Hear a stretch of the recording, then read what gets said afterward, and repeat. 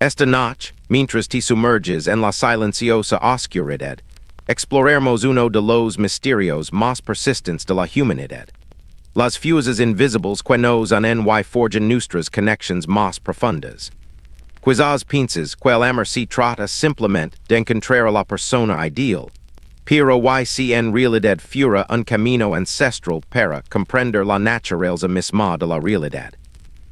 Y si la forma en que decimos, conectamos e incluso luchamos por el poder en nuestras relaciones, sig patrons que filósofos y psicólogos han estado trazando durante miles de años. Si disfrutas de estos viajes filosóficos hacia el sueño, te agradecería mucho un pequeño, me gusta, o incluso una suscripción. Me ayuda más de lo que crees y me permite saber que estas sutiles exploraciones están llegando a los oídos adecuados. Siempre me de curiosidad saber desde donde nos escuchan. Así que deja un comentario con tu ubicación y la hora. Es hermoso saber que todos nos estamos dejando levar por estas mismas preguntas atemporales desde diferentes rincones del mundo, creando esta tranquila comunidad global conectada a través de la sabiduría ancestral. Ahora baja la intensidad de las luces a tu alrededor. Quizás encende un ventilador para un suave zumbido de fondo, o quizás encende una vela si eso te ayuda a relajarte. Siente como tu cuerpo se acomoda en la superficie que te sirve de apoyo esta noche. Una cama, un sofá, ese salón favorito que te acuna la perfección. Respira lentamente y libera las preocupaciones del día, sabiendo que durante el próximo tiempo no tendrás otro lugar donde estar ni nada más que hacer que dejarte levar por estas suaves corrientes de pensamiento. Y entrémonos con calma en la exploración de esta noche del amor como maestro, el poder como armonía interior y el deseo como guía misteriosa hacia algo mucho más grande de lo que imaginamos. Imaginate entrando en un jardín solado de la antigua eternas, donde la luz del atardecer se filtra entre las hojas de olivo, proyectando sombras danzantes sobre los bancos de piedra erosionados. El aire transporta el cálido aroma de las hierbas. Romero y tomillo se mezclan con el lejano aroma del pan hornidos en hornos de barro. Y, por debajo, ese particular olor a tierra mediterránea tras una breve lluvia matutina. Te acomodas en un suave asiento de mármol, sintiendo su frescura en la piel a pesar del calor del día. Y oís el suave murmullo del agua que corre por una fuente cercana, mezclándose con el suave susurro de las hojas y el lejano sonido de voces que conversan apasionadamente pero apaciblemente. Por aquí habría caminado Sócrates, por donde habría detenido a los transeúntes en el agora con sus preguntas amables pero persistentes, dejándolos repentinamente inseguros sobre cosas que creen saber por completo. Imaginenlo no como la estatua de mármol que podríamos imaginar, sino como un hombre de aspecto bastante común, de nariz respingada y cabello ralo, alguien que podría recordarles a es vecino atento que siempre parece tener tiempo para conversaciones más profundas. Sócrates tenía la peculiar costumbre de afirmar que no sabía nada, pero de alguna manera, a través de sus preguntas, podía desentrañar los argumentos más sofisticados y revelar verdades profundas ocultas en las experiencias más cotidianas. Como a muchos de nosotros, Sócrates estaba fascinado por el amor, no solo por la sensación de mariposas en el estómago que produce un nuevo romance, sino por algo mucho más misterioso y transformador. Afirmaba que lo único que realmente entendía era lo que él amaba, el arte del amor, aunque su versión de este arte podría sorprender. No se refiere a la seducción ni al éxito romántico tal como lo conocimos. En cambio, ver el amor como una especie de locura divina que podía despertar el alma a su propósito más profundo. Y si te do aquello que alguna vez te ha atraído, cada persona que te conmovió, cada belleza que te detuvo, cada momento de angelo o conexión, Fura en realidad tu alma reconociendo algo eterno.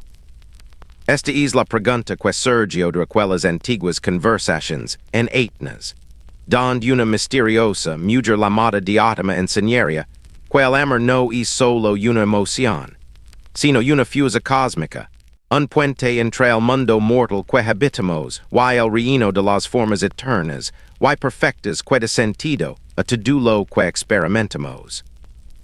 Considera por un momento que cada vez que te enamoraste, no solo respondiste al encanto o atractivo de otra persona, sino a un atisbo de algo absoluto y hermoso que vive tanto dentro de ella como mucho más allá de ella. Diátima sugirió que el amor comienza con lo físico, esa chispa inicial cuando alguien te llama la atención. Pero este es solo el primer peldaño de lo que el llamo una escalera, un ascenso espiritual que podría llevar a una persona del amor por un cuerpo hermoso, al amor por todos los cuerpos hermosos, luego al amor por las almas hermosas, luego al amor por las ideas hermosas. Y finalmente la contemplación directa de la belleza misma, pura y inmutable. Quizás reconozcas esta progresión en tu propia vida.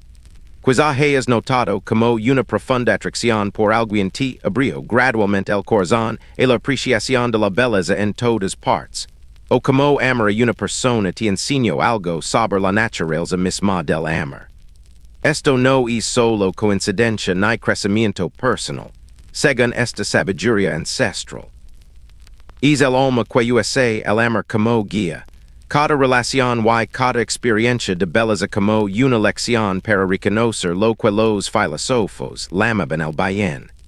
Esa realidad suprema que de sentido y propósito a la vida. Hay algo profundamente reconfortante en esta idea, verdad.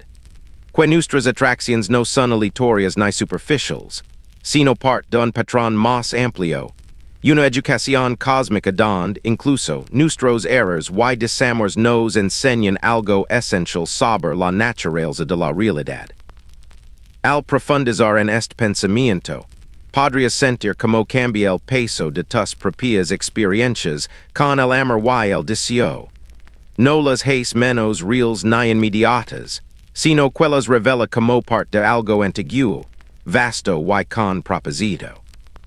Pero esta visión filosófica del amor inevitablemente plantea preguntas sobre el poder. ¿Quién guía a quién? ¿Quién enseña y quién aprende? ¿Quién lidera y quién siguen estos encuentros sagrados? Los antiguos atenienses, a pesar de su sabiduría sobre las dimensiones metafísicas del amor, vivían en un mundo donde el poder entre hombres y mujeres se distribuía de maneras que podrían impactarnos. Sin embargo, sus percepciones sobre la dinámica interna del deseo y el vaya del alma hacia la verdad continúan iluminando nuestra comprensión de lo que nos une y lo que nos separa. Al adentrarnos esta noche en estos patrones atemporales de conexión humana, quizá te preguntas cómo las ideas eternas de la filosofía antigua se conectan con los descubrimientos de la psicología moderna. Como la escalera del amor que describió diátima podría relacionarse con lo que Carl Jung más tarde llamaría el ánima y el animus. Esas poderosas figuras internas que moldean nuestra atracción de maneras que apenas comprendimos. Quizás mañana habrás descubierto como estos enfoques aparentemente diferentes del misterio del amor se entrelazan en una única y luminosa comprensión de lo que significa ser humano, y conectar con el espacio entre las almas. Para comprender verdaderamente la visión de Sócrates sobre el amor como arte divino, primero debemos remontarnos al mundo que lo formó. Las buliciosas calls y las escuelas filosóficas de la etnas clásica, donde las ideas sobre la virtud, la belleza y la buena vida eran tan vitales como el pan y el vino. Retrocedemos a esa antigua ciudad, donde las semillas del pensamiento occidental sobre el amor y el poder se arraigaron por primera vez en las conversaciones entre un filósofo curioso y cualquiera dispuesto cuestionar lo que creen saber sobre el corazón humano. Esta comprensión abre una puerta a ese mundo antiguo donde cristalizaron por primera vez estas profundas reflexiones sobre el amor, donde el mismo perse cargado de preguntas ineditas. Mientras retrocedes en el tiempo, dejando levar por el ritmo de una época diferente, imagina como los adoquines bajo tus pies se suavizan, como los sonidos a tu alrededor cambian del familiar zumbido de la vida moderna a algo más antiguo, más elemental. El clop de los burros cargando ánforas de aceite de oliva, el canto rítmico de un templo lejano, la cadencia musical de las voces griegas, en un apasionado debate sobre la naturaleza misma de la realidad. Cor el siglo V antes de nuestra era, paseas por el corazón de Eternas en una cálida mañana de primavera, cuando la ciudad apenas comienza a despertar con las posibilidades del día. Las estrechas calles serpentean entre edificios encalados que captan y reflejan la luz mediterránea, creando un jugo de sombras y brillo que parece cambiar a cada paso. Puedes oler el aroma distintivo de las higueras, cargadas de fruta, que se mezcla con el aroma más intenso del tomillo silvestre que crece entre las piedras. Y, por debajo de todo, esa particular terracidad que surge después de que las breves lluvias primaverales hayan asentado el polvo y despertado las semillas dormidas. Imaginez detenerse a la entrada del agora, ese gran mercado que constituye el corazón palpitante de la vida ateniense, donde los comerciantes extienden sus mercancías sobre telas de colores mientras los filósofos se reúnen a la sombra de los platanos para desentrañar los misterios de la existencia. La luz de la mañana se filtra entre las hojas, proyectando danzas sobre el suelo, donde una pequeña multitud se ha reunido en torno a un hombre de aspecto bastante común que parece tener un don extraordinario para hacer que la gente cuestione todo lo que crea saber. Este es Sócrates en su salsa, no la estatua de mármol que podríamos imaginar, sino una persona viva y palpitante, con las manos calosas por sus primeros trabajos como cantero, vistiendo una túnica sencilla que ha visto días mejores, y con los pies descalzos cómodos sobre la piedra cálida. Quizás reconozcas algo familiar en su forma de hablar. La forma en que escucha con total atención cuando alguien habla. La suave persistencia con la que hace una pregunta más. Y luego otra. Hasta que el orador más seguro empieza a darse cuenta de que no entiende sus propias palabras tan bien como crea. Lo que hace que esta escena sea tan notable no es solo lo que dice Sócrates, sino el mundo en el que lo dice. Eternas, en este momento histórico, es una ciudad embrigada de posibilidades, un lugar donde la democracia sigue siendo un experimento radical y la idea de que los ciudadanos comunes pueden gobernarse a sí mismos parece tan revolucionaria como sugerir que los humanos pueden volar. Las guerras médicas han terminado, dejando a Eternas victoriosa y próspera, y quizás por primera vez en la historia de la humanidad, suficientes personas tienen suficiente tiempo libre para dedicar sus días a preguntar sobre la buena vida, la justicia, la naturaleza del amor, la verdad y la belleza. Quizás hayas experimentado algo similar en tu propia vida. Esos momentos en que las circunstancias se alinean para darte el espacio mental necesario para reflexionar sobre cosas más profundas. Cuando las prisiones inmediatas de la supervivencia se alivian lo suficiente como para permitir que tu mente divague hacia preguntas sin respuestas prácticas obvias. Hay algo singularmente humano en este impulso de usar nuestra libertad no solo para reunir más recursos o aumentar nuestra comodidad, sino para explorar los cimientos de la realidad misma. Para preguntarnos no solo cómo vivir, sino si vivimos bien. A medida que uno se adentra en esta escena ancestral, comienza a notar como el entorno físico moldea las conversaciones filosóficas que se desarrollan en él. El agora no es solo un mercado, sino un espacio común, un espacio compartido donde ciudadanos de todos los ámbitos se encuentran inevitablemente, donde el comerciante de cerámica podría verse envuelto en una discusión con un joven aristócrata sobre si la valencia se puede enseñar. La propia arquitectura de la ciudad, sus espacios abiertos, su escala transitable, su integración del comercio y la vida cívica, crea conditions donde las ideas pueden cruzarse de maneras que serían casi imposibles en nuestro mundo moderno, más segmentado. Imagina seguir a Sócrates mientras recorre este espacio, deteniéndose a examinar un hermoso, gerón con la misma atención que dedica a examinar un bello argumento, conversando con el alfarero sobre la naturaleza de la artesanía y la habilidad, y derivando gradualmente la conversación hacia preguntas sobre si la virtud misma podría ser un oficio que se puede aprender y practicar. Casi puede sentir la calidez de la cerámica bajo tus dedos, ver como la luz de la mañana ilumina las figuras pintadas que danzan sobre la superficie del gerón, cada una congelada en un instante de perfecta gracia que, de alguna manera, encierra toda una filosofía sobre la relación entre la belleza y la verdad. Este es el mundo que moldeó la convicción de Sócrates de que el amor, eros, es la fuerza fundamental que impulsa el alma hacia la sabiduría.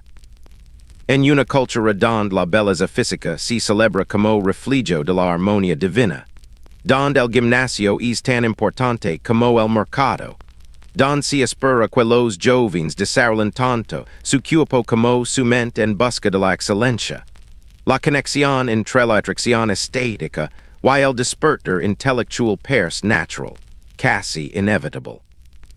Cuando Sócrates habla del amor como una locura divina que despierta el alma a sus más altas posibilidades, se dirige a personas que comprenden visceralmente como la belleza puede paralizar, como la visión de una proporción perfecta o un movimiento grácil puede despertar el anhelo por algo más allá del placer inmediato de la mirada. Quizás notes como esto difiere de nuestra tendencia moderna a separar lo estético de lo intelectual, a tratar la atracción física como algo menos serio que la conexión mental. En la eternas de Sócrates, estas distinciones no existen de la misma manera. La belleza del cuerpo y la belleza del alma se entienden como expresiones relacionadas de la misma armonía subyacente, por lo que el camino desde amar a una persona hermosa hasta contemplar la belleza absoluta, en sí misma no parece un salto tan imposible. A medida que avanza la mañana y el agora se llena de gente, se empiezan a percibir las tensiones subyacentes que recorren la superficie de este paraíso filosófico.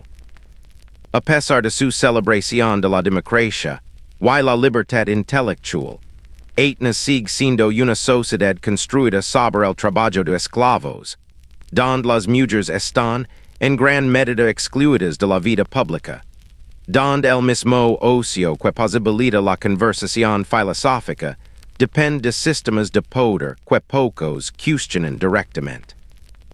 Los hombres que se reúnen para debatir sobre justicia y virtud regresan cada noche a hogares donde sus esposas carecen de derechos legales, donde su comodidad se manchan gracias a personas que no tienen voz en el proceso democrático que estos filósofos celebran como la forma más alta de organización humana. Esta tensión añade una complejidad conmovedora a las reflexiones filosóficas que surgen de estas conversaciones. Cuando Sócrates habla del vaya, del alma hacia la verdad y la belleza, articula algo genuinamente universal, un patrón de anhelo humano que trasciende las circunstancias particulares de su tiempo y lugar. Sin embargo, las mismas condiciones que le permiten desarrollar estas reflexiones también revelan sus limitations.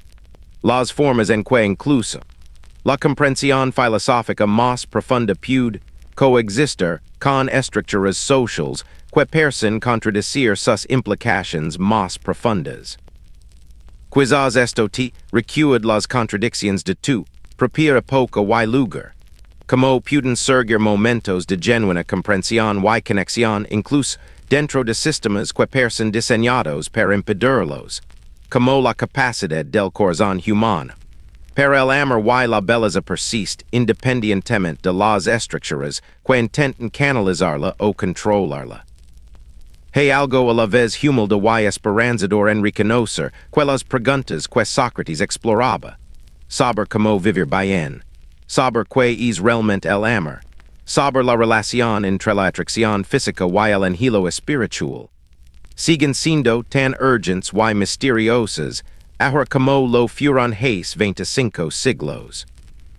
A medida que el día se vuelve más cálido y las conversaciones en el agora comienzan a ver asuntos más prácticos, el precio del grano, las últimas noticias de las colonias atenienses, las interminables maniobras políticas que acompañan a la vida democrática.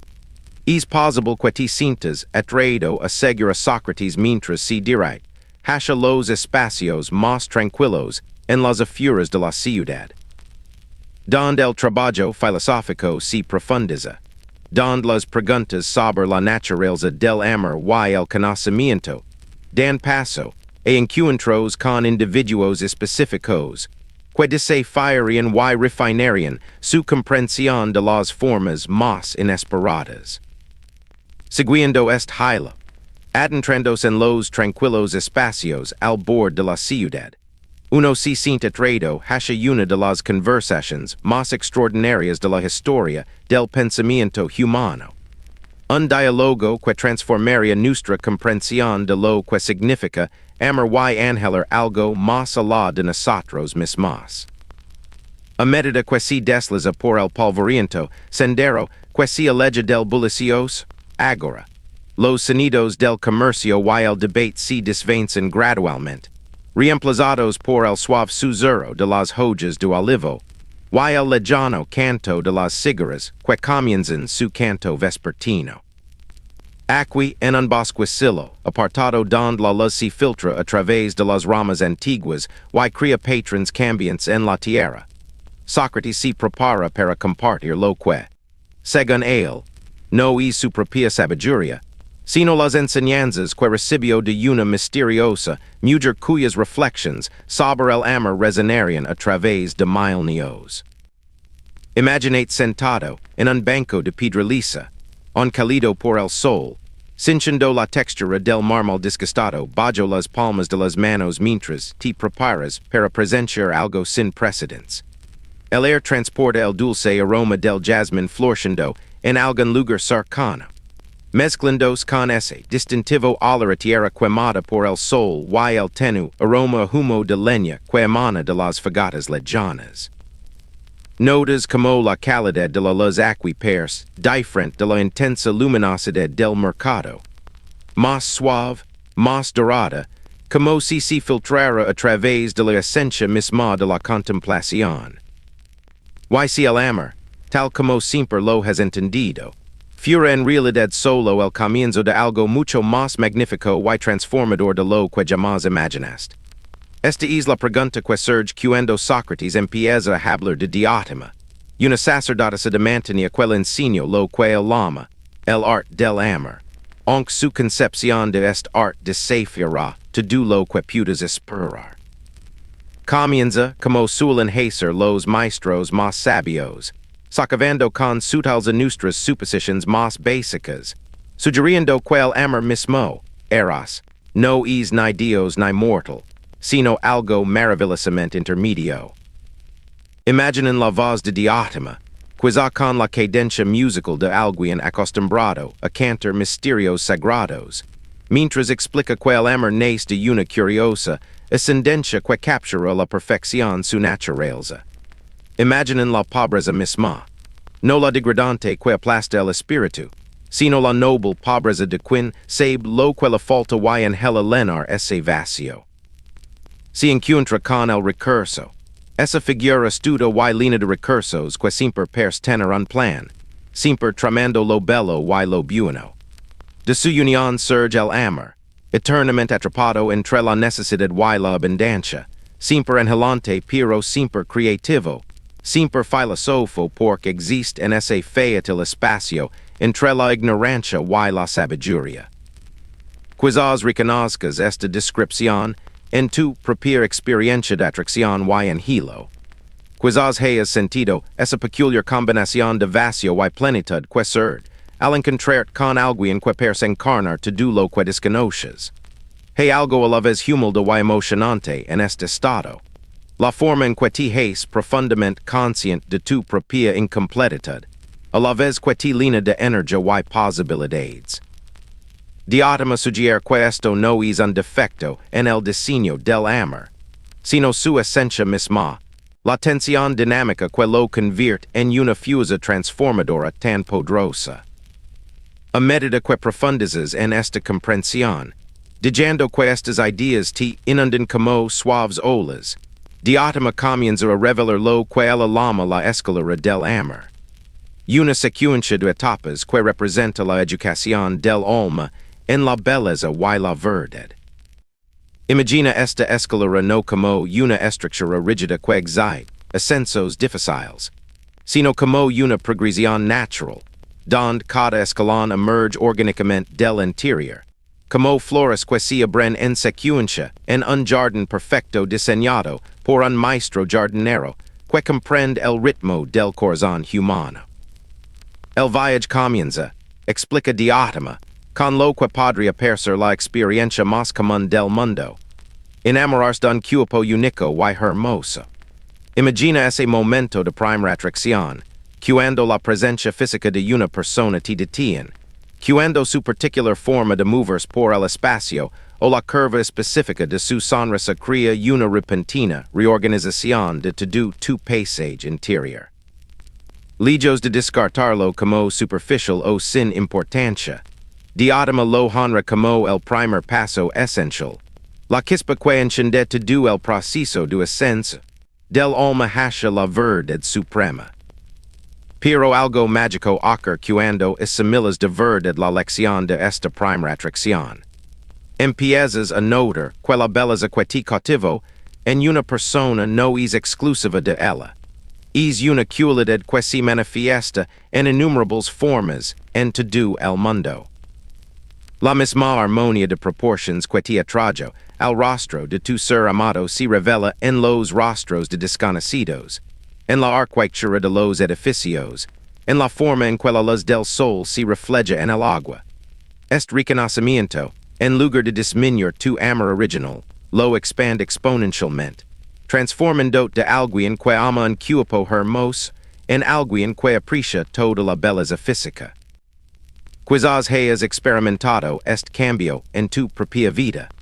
Como amar profundamente a una persona puede abrir tu corazón a reconocer la belleza en todas partes, haciéndote más generoso en tu apreciación en lugar de más posesivo o estrecho de miras.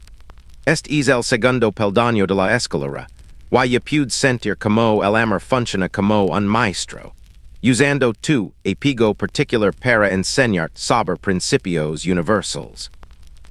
El ascenso continúa a medida que tu apreciación de la belleza física te lleva naturalmente a reconocer una forma de belleza aún más preciada, la belleza del alma. Imagina encontrarte con alguien cuyo resplandor interior eclipsa tanto su apariencia física que te sientes más atraído por su carácter, su sabiduría y su forma de ser que por cualquier característica externa. Esta persona puede no ser convencionalmente atractiva, pero algo en su presencia crea una atracción más profunda y duradera que cualquier cosa basada únicamente en el atractivo físico.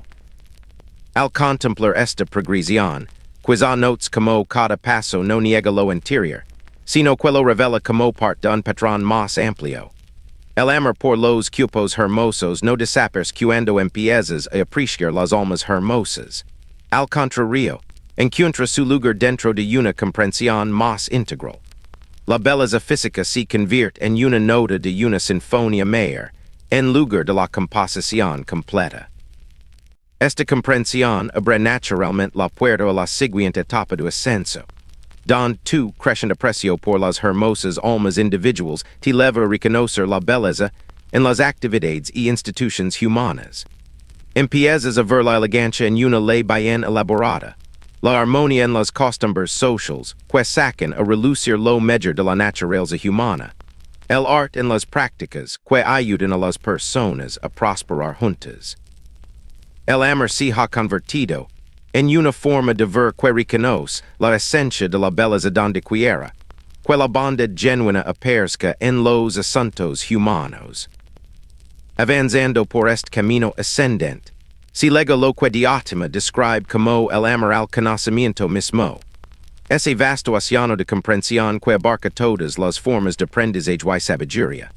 Imaginate de pie al bord de este mar infinito, donde cada ola que lega la orilla tres nuevas perspectivas sobre las matemáticas y la música, sobre el movimiento de las estrellas y los secretos del corazón humano. El amante que alcanza esta etapa ya no se apega a ninguna manifestación de belleza, sino que se ha enamorado del principio mismo que subyace a todas las cosas bellas. Y, sin embargo, incluso este amor expansivo por el conocimiento serve de preparación para la etapa final, la más extraordinaria del ascenso. Diotima habla de un momento de revelación repentina, una visión mística donde, quien asciende por la escalera del amor se encuentra cara a cara con la belleza misma. No una belleza entre otras, sino la forma o esencia misma de la que toda belleza terrenal deriva su poder de atracción y inspiración. Imagina este momento no como un logro intelectual, sino como un encuentro directo, como salir de una habitación iluminada por velas a la brillante luz del sol, o como el momento en que finalmente comprendes una pieza musical no solo con la mente, sino con todo tu ser. Esta belleza que Diotima describe es eterna y inmutable, ni crece ni disminuye, ni surge ni desaparece. Es pura y perfecta, sin mezcla de cualidades opuestas, la fuente y el modelo de todo lo que reconocemos como bello en el mundo de la experiencia ordinaria. Mientras estos pensamientos se asientan como sedimentos en aguas tranquilas, pues a ti preguntas cuál es el propósito final de este extraordinario viaje. Diotima revela que el objetivo de todo el ascenso no es simplemente contemplar la belleza, sino ser creativo en su presencia, dar a luz la verdadera virtud en lugar de meras imágenes de virtud, producir descendientes del alma más perdurables y nobles que cualquier hijo físico. Quien alcanza esta visión se vuelve, en cierto sentido, inmortal, amado por los dioses, participe de la naturaleza eterna de la belleza misma. Hay algo profundamente relajante en esta visión del amor como educación, del deseo como el currículo del alma para aprender sobre la realidad última. Sugiere que cada atracción que has sentido, cada momento en que la belleza te ha paralizado, cada relación que te ha desafiado a crecer, todos estos han sido escalones en una escalera que conduce a un lugar magnífico, etapas de una educación cósmica donde el universo mismo te serve de maestro, usando el lenguaje del angelo para guiarte hacia la verdad. Esta comprensión abre la puerta a un misterio aún más profundo. Como esta educación cósmica a través del amor se conecta con la estructura misma de nuestro ser interior, la forma en que nuestras almas están organizadas para recibir y responder al llamado de la belleza. A medida que te sumerges más profundamente en la contemplación, dejando que estas ideas sobre la escalera ascendente del amor te inunden como suaves olas, podrías comenzar a notar como todo este proceso depende de algo que Sócrates y Platón entendieron como la arquitectura natural del alma. La forma en que la conciencia misma está diseñada para transitar de la confusión a la claridad, de la ignorancia a la sabiduría, de lo particular a lo universal. Imagines en una hermosa casa de tres pisos, donde cada nivel representa un aspecto diferente de su vida interior. Todos conectados por elegantes escaleras de caracol que permiten el movimiento entre los pisos, pero que también otorgan a cada uno su propio carácter y propósito. La cálida luz de la tarde se cuela por los altos ventanales, proyectando sombras danzantes sobre los pisos de madera pulida, mientras que el aroma a jasmine se eleva desde el jardín inferior, mezclándose con el sutil aroma de las vilas de cera de abella, y el tenue aroma de los libros encuadernados en cuero que descansan en los estantes de los pisos superiores. Y si la razón por la que la escalera del amor de diátima resulta tan natural, tan inevitable en su progresión, reside en que refleja a la perfección la estructura de la propia conciencia. Esta es la perspectiva que surge al explorar la comprensión platónica del alma como compuesta de tres partes distintas, pero interconectadas, cada una con sus propios deseos, su propia forma de sabiduría y su propio papel en el camino hacia la verdad y la felicidad. Imaginate comenzando en la planta baja de esta casa interior, el reino que Platón asociaba con nuestra naturaleza apetitiva. Esa parte de nosotros que angela comida y bebida, busca el placer físico y desea comodidad y seguridad materials. No hay nada de vergonzoso en este nivel. Es el cimiento que es posible to do lo demás, como el sólido cimiento que sostiene un magnífico edificio. Pude sentir la terrenalidad de este piso, la forma en que te conecta con las necesidades de tu cuerpo, la simple satisfacción que proviene de la nutrición básica y el bienestar físico. Imagina los muebles aquí como cómodos y sólidos, cajones gruesos que invitan al descanso, mesas de madera robustas repletas de comida sencilla pero nutritiva, grandes ventanales con vistas a fértiles jardines donde puedes observar los ciclos de crecimiento y cosecha que sustentan toda la vida. Aquí es donde experimentas el primer peldaño de la escalera del amor, esa atracción inicial por la belleza física, la forma en que un rostro encantador o una figura esbelta pueden captar tu atención y despertar el deseo. Es inmediato, instintivo, arraigado en la sabiduría ancestral del cuerpo sobre lo que promueve la vida y el florecimiento. Quizás hayas notado como este nivel de deseo, aunque poderoso, también puede volverse abrumador si es el único piso de la casa que habitas. Alguien que nunca va más allá del nivel apetitivo podría pasarse la vida buscando placeres más intensos, acumulando más pociones, intentando saciar un hambre que nunca puede saciarse del todo porque confunde los cimientos con el edificio entero. Hay una inquietud aquí, una sensación de querer siempre algo inalcanzable, como intentar saciar la sed bebiendo agua salada. Cuanto más consumes, más sedienta te sientes. Subiendo la escalera de caracol, si lega la planta intermedia, el reino que Platón llamó la parte espiritual del alma. Aquí la atmósfera cambia drásticamente. Se siente la energía crepiter como la electricidad antes de una tormenta. El aire mismo parece cargado de posibilidades y ambición. Esta es la planta del courage y la competencia, del deseo de reconocimiento y honor, de ese feroz instinto protector que surge cuando alguien amenaza lo que uno aprecia. El mobiliario aquí es más dinámico. Estandartes que ondean al viento, escudos y trofeos que reflejan la luz, mapas de territorios inexplorados que despiertan el espíritu aventurero. Quizás reconozcas esta parte de ti en los momentos en que te has sentido llamado a defender lo correcto, cuando te has esforzado por lograr algo difícil, cuando has experimentado esa peculiar satisfacción que proviene no solo de conseguir lo que quieres, sino de ganarlo con esfuerzo y habilidad. Acquies dond la escalera del amor, va más allá de la simple atracción, física, hacia el aprecio por las almas nobles. Por las personas cuyo carácter te inspira a ser mejor de lo que crees posible.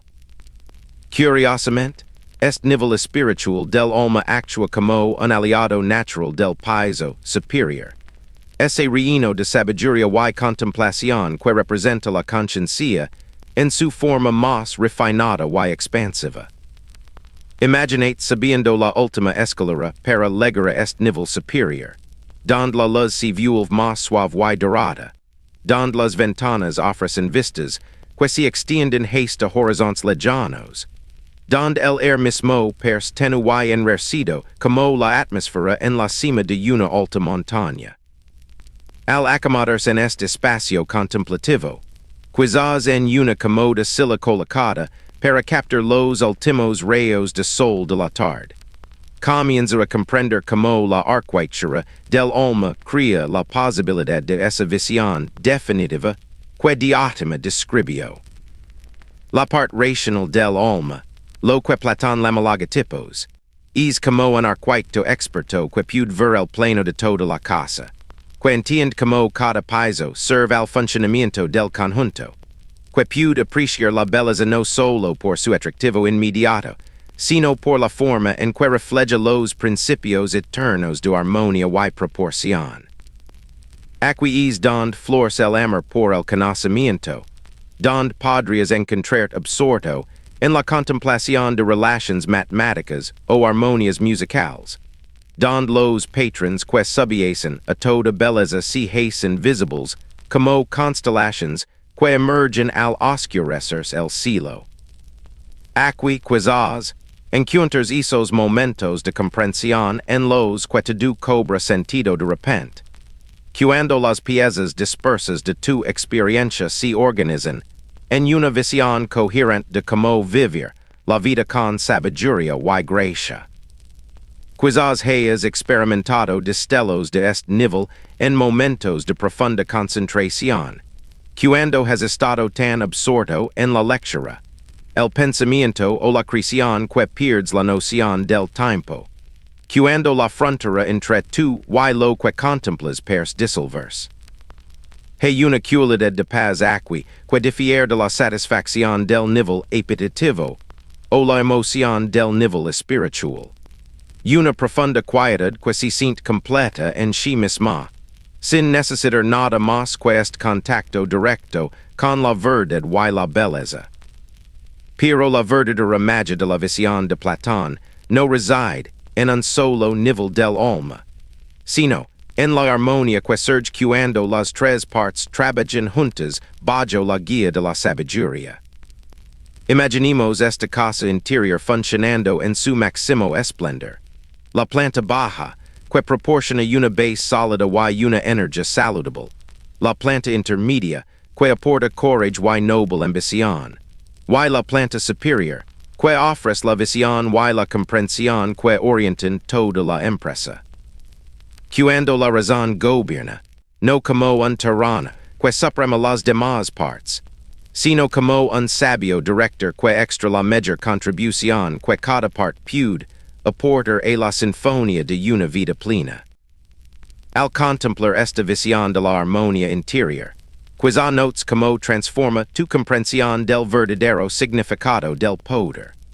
En nuestro pensamiento cotidiano, salimos imaginar el poder como la capacidad de controlar a los demás, imponer nuestra voluntad al mundo exterior, acumular recursos o influencia que nos hagan sentir seguros y importantes. Pero la comprensión socrática sugiere que el verdadero poder es algo completamente diferente. La capacidad del alma racional de crear orden y belleza dentro de su propio ámbito, de alcanzar ese estado de armonía interior donde cada parte de nuestro ser contribuye a una vida de auténtico florecimiento. Este tipo de poder no puede ser arrebatado por las circunstancias externas, ya que no depende de nada externo. La persona cuya alma está bien ordenada, cuya razón guía sus apetitos y inspira su valencia hacia metas dignas, posee una fuerza inquebrantable que permanece constante, Yasirica o pober, elogiata o criticata, sana o enferma. Ha descubierto el secreto que Sócrates señalaba cuando afirmaba que nadie puede dañar a una buena persona. No porque las buenas personas son inmunes al sufrimiento, sino porque su fuente más profunda de fortaleza reside en algo que las circunstancias externas no pueden tocar. Quizás puedes percibir como esta comprensión de la arquitectura del alma sienta las bases de todo lo que exploremos juntos. Como los patrons psicológicos evocan estas antiguas ideas, como la comprensión moderna de la inteligencia emocional se basa en este fundamento clásico, como las eternas preguntas sobre el amor y el poder siguen encontrando una nueva expresión en cada generación. Hay algo profundamente reconfortante en descubrir que tus conflictos y aspirations internas siguen patrons que los seres humanos más sabios han trazado durante miles de años. Que tus luchas por la sabiduría y el amor forman parte de un currículo cósmico que ha guiado a las almas hacia sus más altas posibilidades desde que la conciencia despertó a su propia naturaleza. Quizás puedas percibir como esta comprensión de los patrons eternos que guían el desarrollo humano nos conduce naturalmente a un paisaje diferente, donde los descubrimientos del siglo XX iluminan estas antiguas percepciones con la suave luz de la comprensión más profunda de la psicología. A medida que estas reflexiones sobre la arquitectura del alma se asientan como sedimentos en aguas tranquilas, podrías encontrarte la deriva en el tiempo, dejando atrás las árboles bañadas por el sol de la antigua etnas, para adentrarte en los sombríos bosques de la psique moderna, donde un médico suizo, llamado Carl Jung, redescubriría estos mismos patrons de amor y poder que operan en las profundidades ocultas del inconsciente. Imaginís entrando en la consulta de Jung en Kusnacht, cerca del lago de Zurich, donde la luz de la tarde se filtra a través de las pesadas cortinas y crea una atmósfera de crepúsculo académico.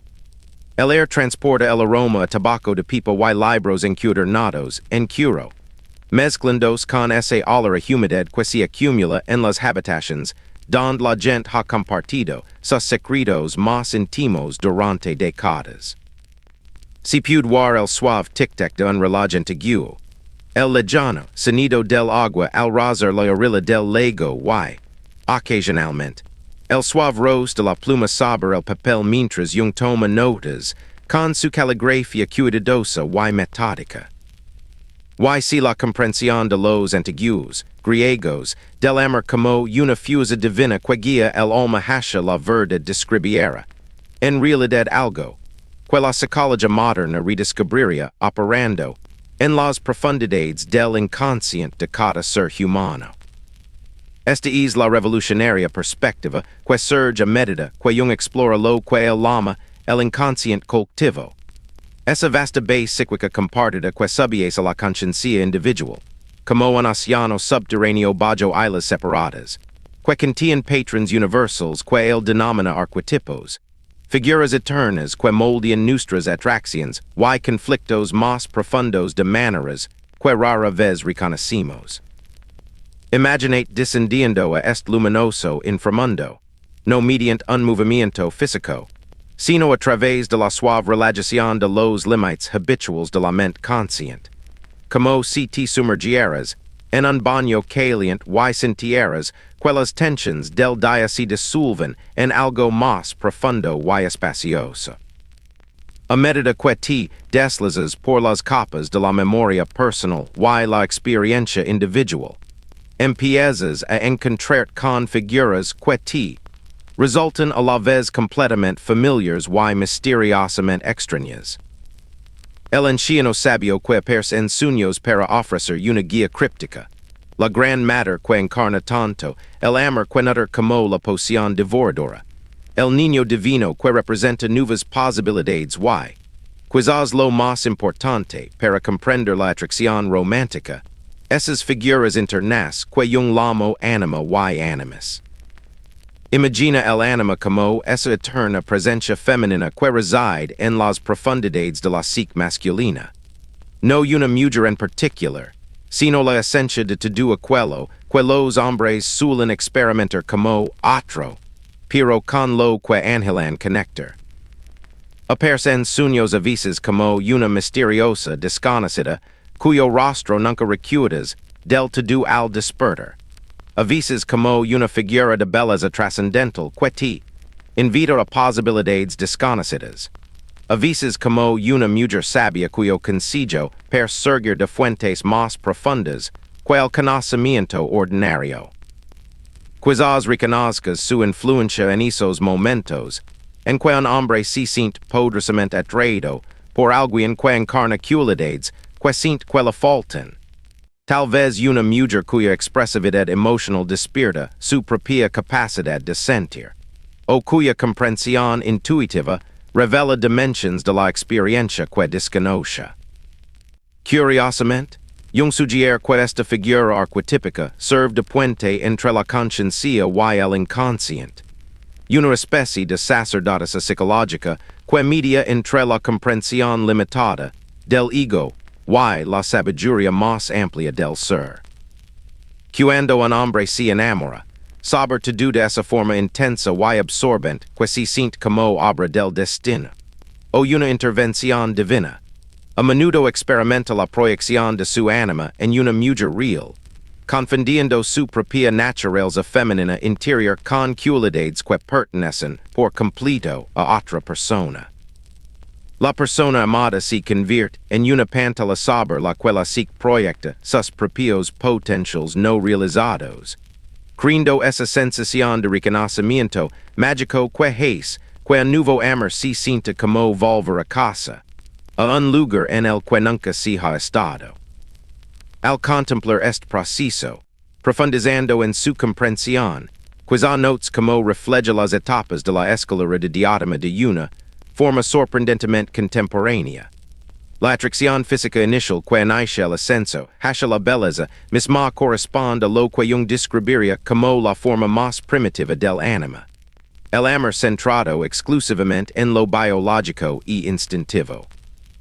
Pero así como la escalera de diadema leva de la apreciación de un cuerpo hermoso al amor por toda la belleza. El proceso de individuación de Jung implica retirar gradualmente estas proyecciones, aprendiendo a reconocer al anima como una figura interior a cuya sabiduría se puede extraer directamente en lugar de buscarla a través de otra persona. Quizás hayas experimentado algo similar en tus propias relaciones. Como el enamoramiento temprano puede sentirse como descubrir la mitad que te falta, seguido del reconocimiento gradual de que la otra persona y su propia persona completa, con sus propias complejidades y sombras. Jung sugiere que esta desilusión, aunque a menudo dolorosa, representa el comienzo de una relación genuina, el momento en que el amor pasa de la proyección al encuentro auténtico entre dos seres separados, que han aprendido a ser portadores de su propia plenitud, en lugar de buscar la plenitud mediante la fusión.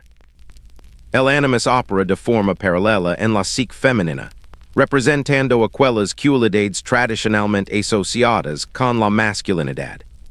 Pensamiento centrado, acción decisiva, autoridad espiritual, capacidad de articular y defender ideas. Podrías imaginarlo apareciendo en sueños como un rey poderoso o un maestro sabio, a veces como un artista creativo cuya obra canaliza la inspiración de fuentes desconocidas, a veces como un guerrero cuya fuerza protege lo que necesita protección. Al igual que el animus serve de puente hacia el inconsciente, pero su don particular es ayudar a la conciencia a desarrollar su capacidad de claridad y discernimiento. Al profundizar en la comprensión de Jung, se encuentra una de sus reflexiones más profundas sobre la relación entre el amor y el poder. Mientras que los antiguos griegos los veían como fuerzas potencialmente armoniosas, Donde el amor conduce a la sabiduría y al verdadero poder que emerge del orden interno del alma. Yung percibe una dinámica más compleja, una oposición fundamental entre lo que el llama eros y la voluntad de poder. En su opinión, representan dos formas completamente diferentes de relacionarse con el mundo. Dos enfoques incompatibles de la existencia que revelan los conflictos más profundos de la psique humana. Imaginemos a eros como un principio de conexión y integración, la fuerza psicológica que busca unir lo que ha estado separado. Sanar las divisiones tanto en la psique individual como entre las personas. Este es el amor no como sentimiento o romance, sino como un principio cósmico de unidad, el impulso hacia la plenitud que se expresa a través del cariño genuino. La colaboración creativa y la profunda empatía que nos permite sentir la experiencia de otra persona como si fuera propia. Cuando eros domina, las relaciones se convierten en oportunidades para el crecimiento y la comprensión mutuos, donde las diferencias se aprecian en lugar de eliminarse, donde la vulnerabilidad se aborda con ternura en lugar de explotación. La voluntad de poder, en cambio, surge de lo que Jung describe como el intento desesperado del ego por mantener el control, por establecer una superioridad sobre los demás como defensa contra sentimientos de incompetencia o miedo.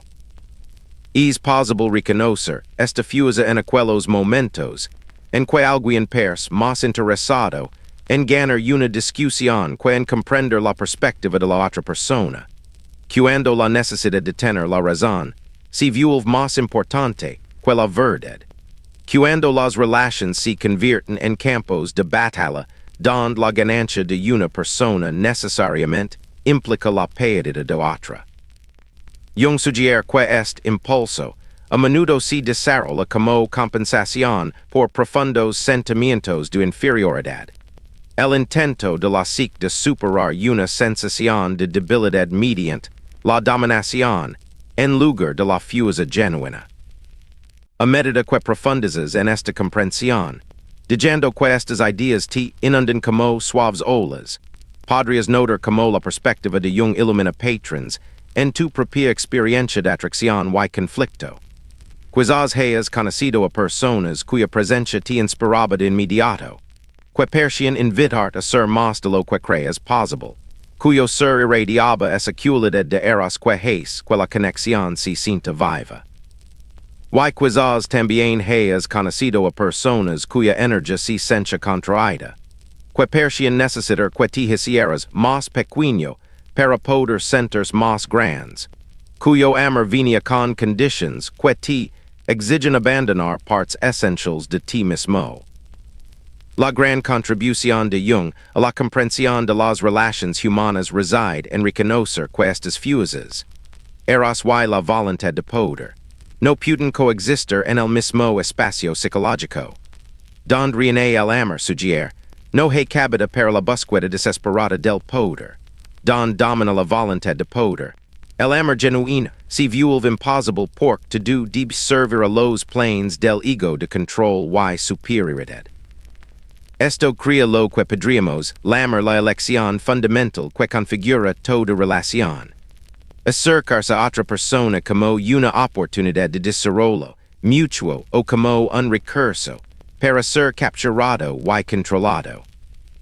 Sin embargo, Jung también ofrece esperanza a través de su comprensión de la individuación, ese proceso de desarrollo psicológico que dura toda la vida, donde el ego aprende gradualmente a servir a la sabiduría más profunda del ser en lugar de exigir que todo sirva a sus propios intereses.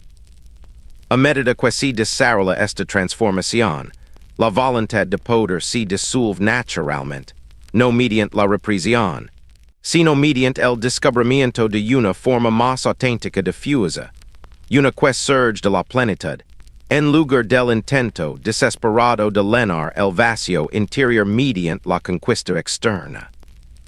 Quizás usted si pregunt como estas ideas sobre la dinámica oculta de la atracción. Y el conflicto entre el amor y el poder se conectan con la experiencia vivida de las relaciones reales. Como los patrones arquetípicos que un descubrió en las profundidades de la psique se manifiestan, en los encuentros diarios entre hombres y mujeres que intentan construir vidas juntos, en un mundo donde la sabiduría antigua se encuentra con la complejidad moderna. Quizás te preguntas como estas reflexiones sobre los patrones arquetípicos y el conflicto entre el amor y el poder se conectan con la experiencia de tu propio corazón. Como las dinámicas ocultas que descubrió un se manifiestan en esos momentos en que sientes esa misteriosa atracción hacia otra persona. Esa sensación de reconocimiento que perseguir de profundidades que desconoces en tu interior. A medida que profundizas en la contemplación, diciendo que estas reflexiones psicológicas se asientan como el rocío de la mañana en paisajes familiares. Quizás puedas empezar a reconocer la antigua danza que ha coreografiado tus propias relaciones desde siempre, la forma en que la proyección y la retirada, la fusión y la separación, crean el ritmo eterno de la conexión humana. Imaginate en una cafetería tranquila en una tarde lluviosa, ese tipo de lugar donde el tiempo parece ralentizarse y el mundo cotidiano adquiere una atmósfera onírica. Las ventanas están empañadas por la condensación, creando una sensación de intimidad, mientras que el sonido de la lluvia al golpear contra el cristal proporciona una suave percusión a tus pensamientos.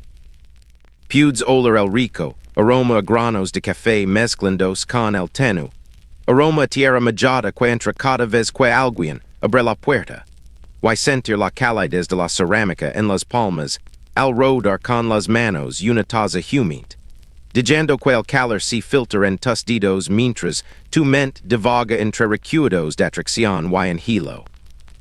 Quizás hayas experimentado ese momento en que alguien entra en una habitación y algo cambia en la atmósfera que te rodea, como si levara consigo un campo magnético que reorganiza el espacio, haciendo que todo se sienta más vivido, más cargado de posibilidades. Quizás recuerdas la peculiar cualidad de ese primer vistazo, no solo atracción física, aunque quizá forma parte de ella, sino algo más profundo, y una sensación de reconocimiento que resulta a la vez completamente nueva y extrañamente familiar, como si vieras por primera vez a alguien que has esperado conocer toda tu vida. Yo sugeriría que lo que ocurre en estos momentos es la proyección del ánima o animus, esa figura interior que exploramos antes, que ahora encuentra su perfecta encarnación externa. La persona que tienes ante ti se convierte en una pantalla sobre la que tu psique proyecta su imagen más preciada de plenitud, la pieza faltante que promete completar el rompecabezas de tu existencia. Pers encarnar todas las cualidades que has anhelado, pero que sientes inalcanzables. Quizás una forma de estar en el mundo más auténtica que tu personaje habitual, o una profundidad emocional que hace que tus interacciones cotidianas parezcan superficiales en comparación. Imagina ver esta proyección desplegarse como una película proyectada sobre las nubes, donde las imágenes parecen reales y sustanciales hasta que el viento cambia y las revela como formaciones temporales de luz y sombra. En esos primeros días o semanas de intensa atracción, la persona amada parece casi mágica, capaz de comprender de maneras que los amantes anteriores nunca pudieron. Su mera presencia crea una sensación de armonía que te hace preguntarte cómo pudiste vivir sin ella. Habla y escuchas ecos de tus propios pensamientos no expresados. Se mueve por el mundo con una gracia que parece revelar dimensiones ocultas de la existencia que nunca antes habías notado. Quizás reconozcas esta sensación en tu propia experiencia. Como a nuevo amor pude hacer que todo lo demás en la vida parezca repentinamente secundario. Como las conversaciones con la persona amada se sienten cargadas de significado mientras que las interacciones con los demás se vuelven monotonas y descoloridas. Este es el anima o animus en acción, utilizando a otra persona como vehículo para mostrar aspectos de ti mismo que han estado esperando en el inconsciente, cualidades y capacidades que desean manifestarse conscientemente, pero que solo pueden vislumbrarse inicialmente a través de su reflejo en otra persona. A medida que profundizas en esta comprensión, permitiendo recordar sin juzgar aquellos momentos en que te dejaste levar por el hechizo inicial del amor, podrías notar como esta proyección tiene un profundo propósito de desarrollo. La persona amada no posee en realidad las cualidades mágicas que le atribuís, pero la disposición de tu seek a verlas revela algo importante sobre tu propio potencial de crecimiento. La profundidad emocional que admiras en ella apunta a tu propia capacidad de sentir. La creatividad, la sabiduría o la valencia que te atrihasha ella refleja posibilidades que existen en tu propia naturaleza, esperando ser cultivadas y expresadas. Imagina dos bailarines comenzando su actuación, cada uno viendo en el otro a una pareja perfecta, cuyos movimientos parecen anticiparse y complementarse. Se mueven juntos con una soltura que se percibe natural, como si estuvieran diseñados para bailar juntos, sus cuerpos encontrando ritmos que ninguno podría lograr solo.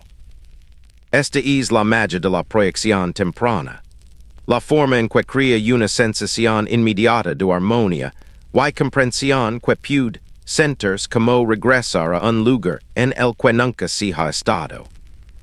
Pero, como comprendió Jung, esta armonía inicial inevitablemente paso a una danza más compleja a medida que las proyecciones comienzan a retirarse y los verdaderos individuos emergen tras las máscaras arquetípicas. Quizás hayas experimentado ese momento en que algo que hizo tu ser querido choca de repente con la imagen que te has construido de él, cuando su verdadera personalidad se impone de maneras que no coinciden con tus expectativas inconscientes. La persona que creas infinitamente comprensiva revela momentos de egoísmo. Quien percibe emocionalmente sabio a veces actúa con sorprendente inmadurez. El alma creativa de la que te enamoraste resulta tener preocupaciones mundanas como pagar las cuentas y sacar la basura. Esta desilusión, aunque a menudo dolorosa, representa lo que Jung veía como el comienzo de una relación genuina.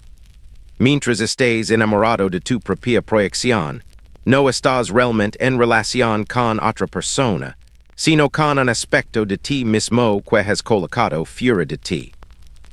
La retirada de la proyección, ese reconocimiento gradual de que la otra persona es su propio individuo completo, con sus propias complejidades y sombras, crea la posibilidad de un encuentro auténtico entre dos seres separados que han aprendido a elevar su propia plenitud en lugar de buscar la plenitud mediante la fusión. Curiosamente, este proceso refleja las etapas de la escalera de diatema, pero a la inversa. Mientras que el ascenso en la antigüedad se movía del amor a un cuerpo en particular hacia la apreciación de la belleza universal, el viaje psicológico moderno a menudo comienza con la proyección de arquetipos universals en una persona en particular y luego avanza hacia la apreciación de su realidad única y individual. Sin embargo, ambos caminos conducen a un destino similar. El reconocimiento de que lo que buscamos fuera de nosotros mismos es, en última instancia, algo que debe desarrollarse y integrarse en nuestro propio ser. Quizás hayas notado en tus propias relaciones como el crecimiento más profundo a menudo surge de las decepciones y los conflictos, más que de los momentos de perfecta armonía. Cuando tu pareja no cumple con tus proyecciones, Cuando revela aspectos de sí misma que desafian tus comodas suposiciones. En realidad te está ofreciendo el regalo de la realidad. La oportunidad de encontrarla como realmente es, en lugar de como tú sí la necesita. Estos momentos de fricción, aunque incómodos, crean la posibilidad de una verdadera intimidad, la que surge cuando dos personas eligen permanecer presentes la una con la otra a pesar de sus diferencias, en lugar de intentar imponerse mutuamente a moldes preestablecidos. Al contemplar esta danza de proyección, y reiterada que moldia tantas de nuestras conexiones más profundas, quizá sientas una especie de compasión por todas las veces que te has visto atrapado en el hechizo inicial del amor, todas las veces que te has sentido decepcionado cuando la realidad no se correspondía con tus fantasías, todas las veces que te ha costado ver a otra persona con claridad a través de la niebla de tus propias proyecciones. Hay algo maravillosamente humano en este proceso, en la forma en que nuestra psique usa la relación como un laboratorio para descubrir y integrar las partes de nosotros mismos a las que no podríamos exter de otra manera. La intuición de Jung sugiere que el objetivo final de toda esta danza no es eliminar por completo la proyección. Eso no sería posible ni deseable, sino desarrollar la capacidad de reconocerla cuando ocurre, de tomarla con ligereza en lugar de con desesperación, de usarla como información sobre nuestro propio desarrollo en lugar de como una exigencia de que los demás se ajusten a nuestros esquemas internos. Cuando podemos apreciar al ser amado tanto por las cualidades arquetípicas, que temporalmente nos transmite como por su propia realidad única, independiente de nuestras necesidades psicológicas, comenzamos a saborear lo que el amor maduro podría ser en realidad. No la fusión desesperada de dos mitades incompletas, sino el encuentro generoso entre dos seres completos que eligen compartir su totalidad en lugar de buscar completarse mutuamente. Esta comprensión nos lleva naturalmente a preguntarnos sobre el panorama más amplio, en el que se desarrollan estas danzas íntimas de proyección y reconocimiento, los contextos sociales y históricos que dan forma como el amor y el poder se han distribuido y experimentado a través de los siglos. Como los patrones arquetípicos que hemos estado explorando se han desarrollado en las vidas reales de hombres y mujeres que luchan por encontrar una conexión auténtica dentro de las limitaciones y posibilidades de su tiempo y lugar particulares. Esta comprensión nos lleva naturalmente a reflexionar sobre el panorama más amplio, en el que estas danzas íntimas de proyección y reconocimiento se han desplegado a lo largo de la historia, y como los patrones arquetípicos que hemos estado explorando se han manifestado en la vida real de personas que buscan una conexión auténtica dentro de las limitaciones y posibilidades de su tiempo y lugar. A medida que estas reflexiones sobre el amor y el poder se asientan como sedimentos en aguas tranquilas, quizá sientas curiosidad por cómo incluso los filósofos más eminentes han sortido la brecha entre sus ideales más elevados y la compleja y hermosa realidad de compartir la vida cotidiana con otro ser humano. Especialmente en sociedades donde la distribución del poder entre hombres y mujeres ha generado desafíos que resuenan a lo largo de los siglos. Imaginate caminando por las estrechas y sinuosas calles de la antigua eternas mientras el sol de la tarde comienza a proyectar sombras más largas. La cálida piedra bajo tus pies irradia el calor del día mientras el aroma de las fogatas y el pan recién hecho se extiende desde las casas cercanas.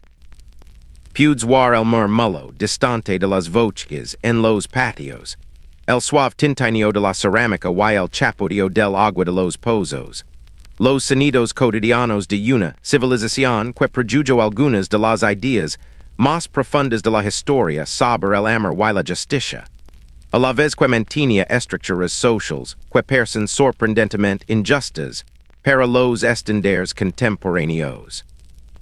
Y si las mismas tensions entre los ideales filosóficos y las realidades sociales que observamos en nuestra época estuvieran igualmente presentes en la antigua eternas, donde la misma cultura que dio origen a la democracia y produjo las revolucionarias ideas de Sócrates, sobre el alma también excluía sistemáticamente a las mujeres de la participación política y las confinaba principalmente al ámbito doméstico. Esta paradoja cobra vida al considerar la relación entre el propio Sócrates y su esposa, Xantippe, cuya historia revela las complejas maneras en que el poder y el amor se entrelazan incluso en la vida de quienes han reflexionado más profundamente sobre la virtud y la sabiduría. Imaginate ser invitado a su modesta casa, donde el contraste entre la filosofía pública y la realidad privada crea un fascinante estudio sobre los desafíos de vivir sabiamente en sistemas imperfectos. La casa en sí habría sido sencilla para nuestros estándares.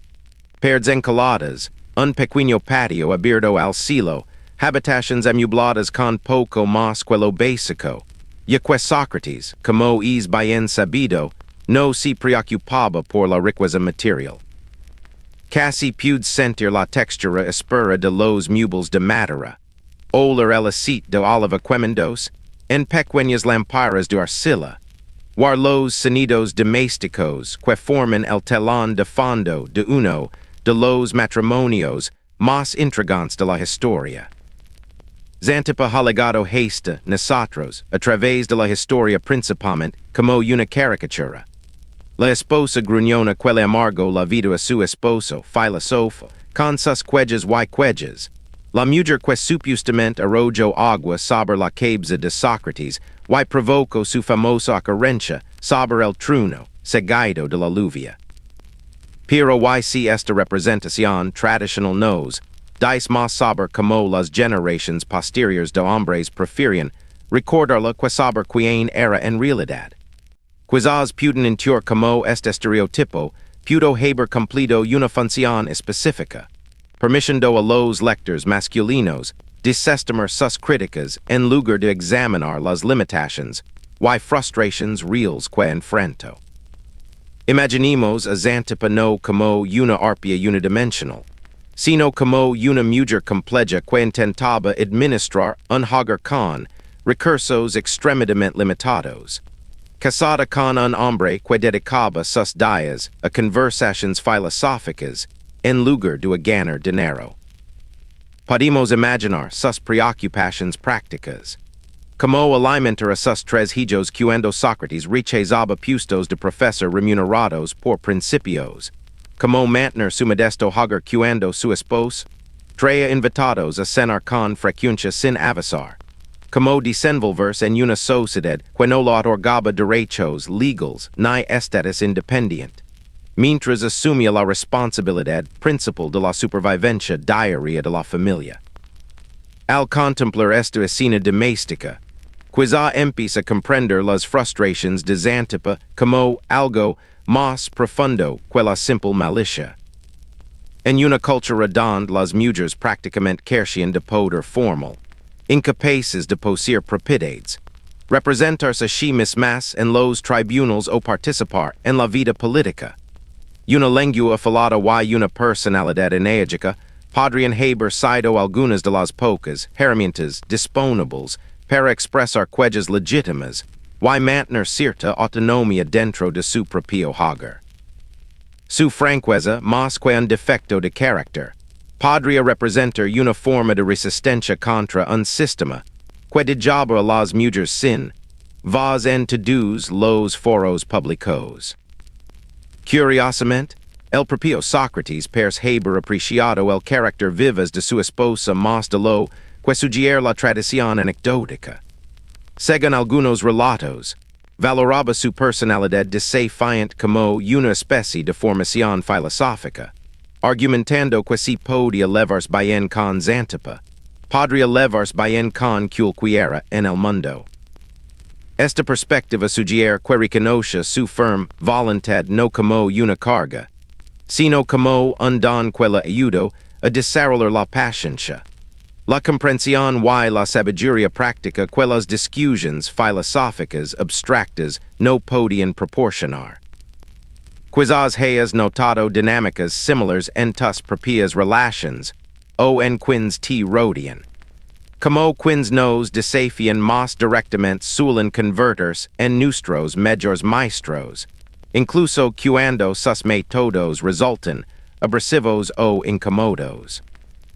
La negativa de Jantipa a ser deferente, su insistencia en decir la verdad tal como la vea, podría haber servido como un contrapeso crucial a la admiración y el respeto que Sócrates recibía de sus compañeros filosóficos, manteniéndolo anclado en las realidades que la mayoría de los intelectuales prefieren evitar. Siguiendo este hilo más profundamente en su relación, se encuentra uno de los momentos más conmovedores en los diálogos de Platón. La escena en el fedón donde Xantippe aparece la mañana de la ejecución de Sócrates. Aquí, en lugar de la esposa pendenciera de la leyenda popular, encontramos a una mujer abrumada por el dolor, que mientras se la leven para que Sócrates pueda pasar sus últimas horas en una conversación filosófica con sus amigos. Este breve vistazo revela la profundidad de su apego a un hombre cuyos principios pudo haber cuestionado, pero cuya bondad esencial reconoció con claridad. Al reflexionar sobre esta tierna escena, quizá perciben como ilumina las tensiones más amplias entre los patrones arquetípicos que hemos estado explorando, y las realidades concretas de la existencia histórica. Sócrates veía claramente algo valioso en la naturaleza desafiante de Jantipa, quizá reconociendo en ella el espíritu feroz y inflexible que él mismo encarnaba en sus búsquedas filosóficas. Sin embargo, las estructuras sociales de Atenas le impidieron expresar este espíritu en cualquier foro más allá del ámbito doméstico, creando una profunda brecha entre su potencial y sus posibilidades. Esta brecha revela algo importante sobre la diferencia entre el poder psicológico y el poder social, entre la autoridad interna que proviene de la fortaleza de carácter y la autoridad externa que las sociedades otorgan o niegan en función del género, la clase y otros factores.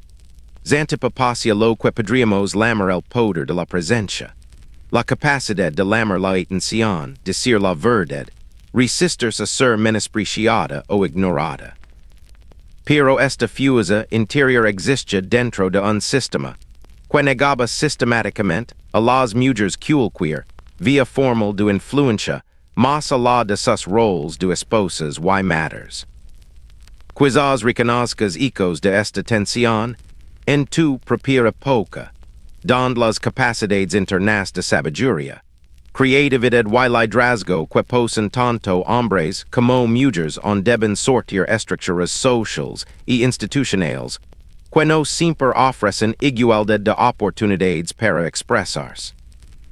Las figuras arquetípicas que Jung describió, el ánima y el animus, la mujer sabia y el rey, existen como potentials en cada psique, pero su manifestación en el mundo continúa siendo moldada por expectativas culturales y barreras sistémicas que varían drásticamente entre diferentes sociedades y periodos históricos. Quizás haya algo a la vez humilde y esperanzador en reconocer que ni siquiera Sócrates, con toda su sabiduría sobre la virtud y la vida examinada, pudo trascender las limitaciones de su momento histórico. Su matrimonio con Jantippe revela el eterno desafío de intentar vivir con integridad en sistemas imperfectos, de intentar honrar tanto nuestras más elevadas intuiciones filosóficas como nuestras necesidades humanas más básicas de conexión, comprensión y apoyo mutuo. A medida que profundiza en esta contemplación de cómo el amor y el poder se desarrollan en el espacio entre los ideales y la realidad, Es possible que si pregunt como estos patrons antiguos continúan evolucionando en nuestro mundo contemporáneo. Como los pensadores modernos se han basado en las ideas de Sócrates, y para desarrollar nuevos enfoques para navegar por los desafíos eternos de las relaciones humanas. Nuevos marcos para comprender lo que significa amar sabiamente en un mundo complejo y cambiante. A medida que profundizas en esta contemplación de cómo el amor y el poder se manifiestan en el espacio entre los ideales y la realidad, podrías preguntarte cómo estos antiguos patrons continúan evolucionando en nuestro mundo contemporáneo. Como los pensadores modernos se han basado en las ideas de Sócrates, y para desarrollar nuevos enfoques para navegar los desafíos eternos de las relaciones humanas. Siguiendo este hilo más profundamente en nuestro momento presente, imaginate en un espacio contemporáneo que de alguna manera contiene elementos de todas las épocas que hemos visitado. Tal vez una biblioteca o un estudio donde antiguas columnas de mármol sostienen modernas paredes de cristal, donde la luz de las velas se mezcla con el suave resplandor de las pantallas, donde volúmenes de Platón encuadernados en curo descansan junto a libros contemporáneos de psicología y sabiduría sobre las relaciones. Todo bañado por el tipo de luz atemporal que es el pasado, y el presente se sienten como diferentes habitaciones en la misma casa infinita. Imaginís acomodado en un cómodo salón en este espacio de síntesis, sintiendo la suave tela contra su piel mientras el aroma de libros antiguos se mezcla con el fresco aroma del café, creando una atmósfera donde ideas de diferentes siglos pueden encontrarse y conversar como viejos amigos que descubren sus profundas conexiones. Puede escuchar el suave zumbido de la vida moderna, quizás el lejano ruido del tráfico o el suave zumbido del aire acondicionado, mezclándose con el profundo silencio que se acumula en los lugares dedicados a la contemplación y la comprensión. Que pasaría si todas las ideas que hemos estado explorando, la escalera del amor de Diótima, el alma armoniosa de Platón, las proyecciones arquetípicas de Jung y las eternas tensiones entre la intimidad y el poder, pudieran integrarse en una filosofía práctica para nuestro tiempo. Una sabiduría contemporánea que honra tanto nuestras más altas aspiraciones espirituales como nuestras necesidades humanas más básicas de conexión y comprensión. Esta es la hermosa alquimia que surge al considerar la obra de pensadores modernos que han heredado estas antiguas preguntas y han encontrado nuevas maneras de hacerlas relevantes para quienes intentan construir relaciones auténticas en un mundo complejo y en constante cambio. Imaginen encontrarse con la sabiduría apacible de alguien como Alain de Botton, cuyo enfoque del amor representa una fascinante síntesis de filosofía clásica y psicología contemporánea, filtrada a través de la experiencia práctica y el realismo compasivo. Imaginenlo como alguien que, aunque haya estudiado con Sócrates y Jung, se encuentra escribiendo para personas que viven en apartamentos y trabajan en oficinas, que conocen perjas potentials a través de aplicaciones y gestionan sus relaciones mientras gestionan sus carreras, hipóticas y las innumerables complejidades de la vida moderna. La revolucionaria visión de Botton parte de una simple pero profunda observación. Nuestra cultura se ha obsesionado peligrosamente con el inicio del amor, con ese mágico periodo de enamorarse, sin saber prácticamente nada sobre cómo el amor puede continuar y profundizarse con el tiempo. Quizás reconozcas este patrón en tu propia experiencia o en las historias que nos rodean, como el típico final de las películas y novelas con la pareja uniéndose, como si el verdadero viaje comenzara solo después de los créditos finales. En la visión de Botton, Imagine el amor no como un sentimiento repentino, sino como una habilidad que debe aprenderse y practicarse, como tocar un instrumento musical o cuidar un jardín. Esta redefinición transforma todo el panorama de la relación, de algo que nos sucede a algo que cultivamos activamente, lo que requiere paciencia, atención y la dedicación que exige cualquier proyecto significativo. Así como un músico no espera tocar con maestría sin años de práctica, ni un jardinero cultivar rosas valiosas sin comprender la tierra y las estaciones. Debaten sugiere que esperar que el amor florezca sin un desarrollo consciente de habilidades es ingenuo, y, en última instancia, contraproducente. Al contemplar este cambio del amor como entusiasmo al amor como arte, quizá notes como evoca la antigua distinción griega entre los diferentes tipos de amor. El apasionado eros que despierta la atracción, la firme filia que sustenta la amistad y el comprometido agape que elige cuidar sin importar las fluctuaciones emocionales. El amor como habilidad de debaten se inspira principalmente en estos dos últimos, sugiriendo que si bien el eros puede unir a las personas, es el cultivo de la filia y el agape lo que les permite construir algo duradero y significativo. Profundizando en este hilo, se encuentra la propuesta quizás más radical de debaten, que la clave para un amor duradero y exitoso no reside en encontrar a la persona perfecta, sino en desarrollar la capacidad de amar bien a una persona imperfecta. Esta idea contrasta marcadamente con la mitología romántica de nuestra cultura, que sugiere que encontrar a tu alma gemela resolverá todos los problemas de tu relación. En cambio, debaten propone que el amor maduro comienza con una profunda aceptación de lo que el llama nuestro daño mutuo. Reconocer que todos cargamos con heridas del pasado, puntos ciegos en nuestra conciencia y hábitos irritantes que nunca desaparecerán por completo. Imagina esta aceptación no como resignación, sino como liberación. El alivio que surge al abandonar el agotador proyecto de intentar ser perfectos el uno para el otro y abrazar.